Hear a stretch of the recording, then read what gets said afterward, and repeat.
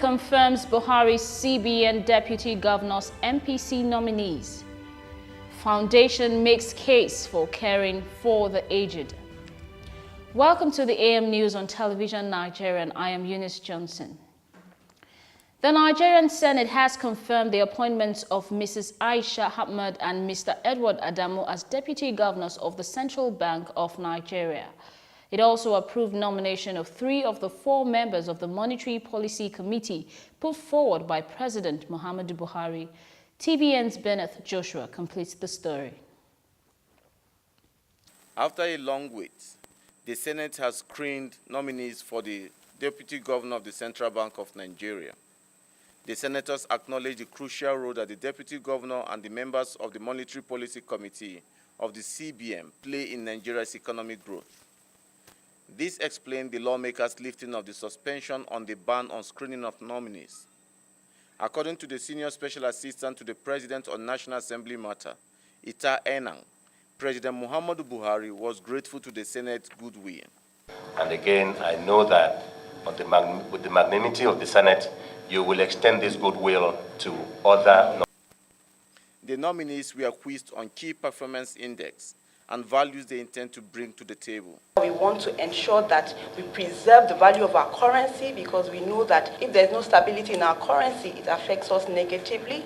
And we want to act as, advisor to the federal government. What I really enjoyed when I was going through your CV is on the issue of the women empowerment. In 2012, the bank deemed it fit to make me the Director of Strategy. That's the Chief Strategy Officer of the bank. And my mandate then, because we had just come out of the financial crisis, my mandate was to ensure that we come up with a comprehensive strategy framework. I believe you are one of those that, as an insider, if there's a space to do this kind of assignments, we should always look inward. Let me first of all thank the President by bringing one of the insiders who has done well. Very good. The continuation of the good decisions that the President always makes. These nominees must explain to the lawmakers how they intend to make the Nigerian economy a force in the Committee of Nations. Of the nominees screened, Aisha Ahmad and Edward Adamu were appointed and confirmed as deputy governors of the Apex Bank. In Abuja, Bennett Joshua, C.b.n News.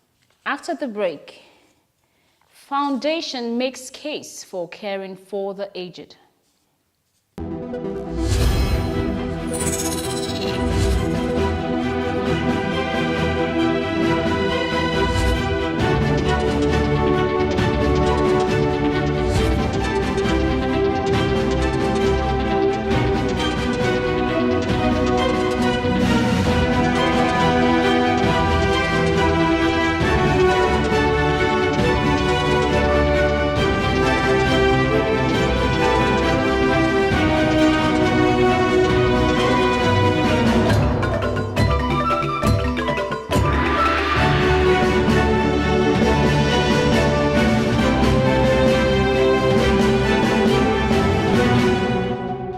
You're still watching the news on Television Nigerian. The plight of the aged in Nigeria, especially those without families to fall back on, has been a source of concern to many. This foundation, however, is taking the concern to a different level. The report. For decades, caring for the aged in Nigeria has been reduced to a family affair rather than a national concern. But the United Nations International Institute on Aging, in collaboration with Dave Omokaro Foundation for multi-sector stakeholders, believe that time has come to make caring for the aged a national issue. Sadly, experts say necessary data on the aged is lacking. There is no aggregated data on the elderly, and that is where all along Nigerians and successive government have missed the point. They believe that the absence of this major component makes it difficult to plan for this special segment of the Nigerian population. According to the United Nations, people between the age 60 and above is projected to hit 50 million at a growth rate of 3.3% by 2030. We need information about the elderly. We need to know how many they are, where they are, what they are doing. The policy has to be anchored on sound principles and values. This situation calls for attention on persons in this category.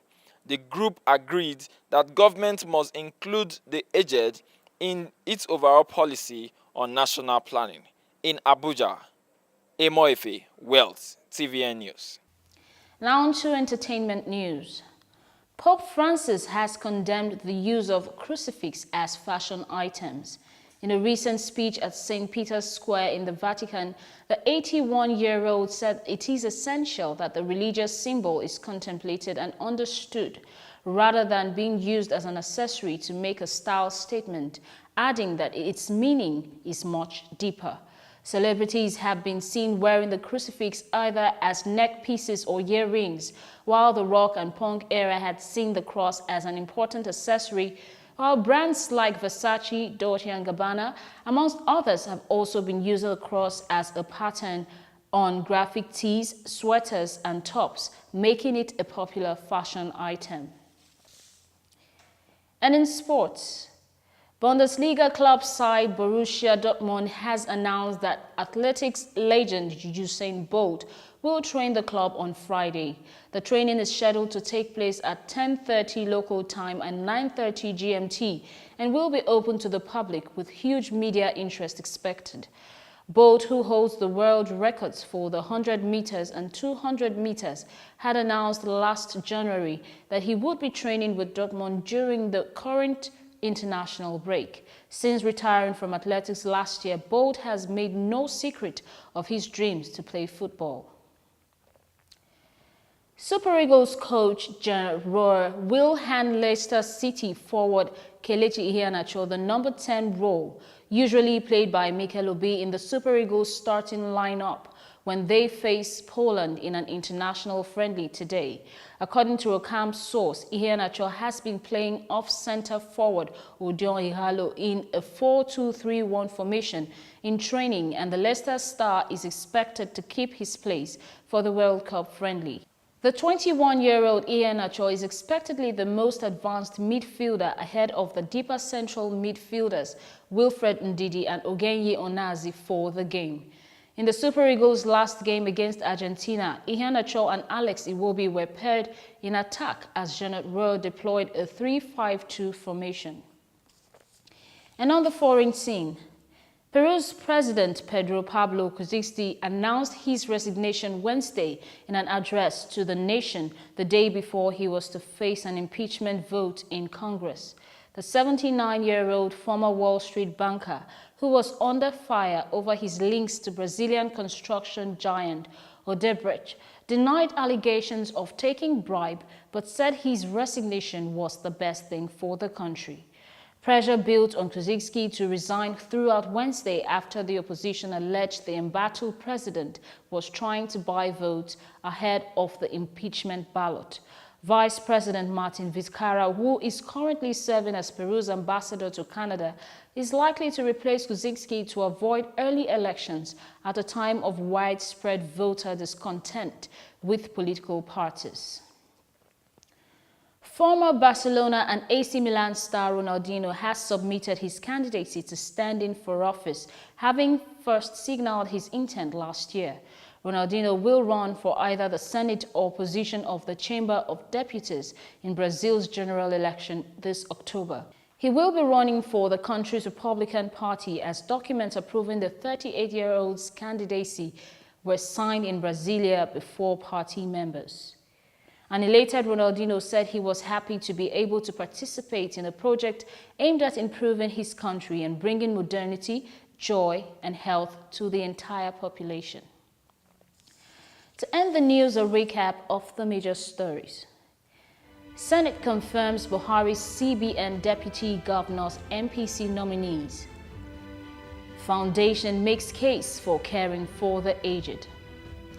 And that's the news on Television Nigerian. But before I go, I leave you with this thought. Be the change you wish to see in the world, as genuine change begins with you.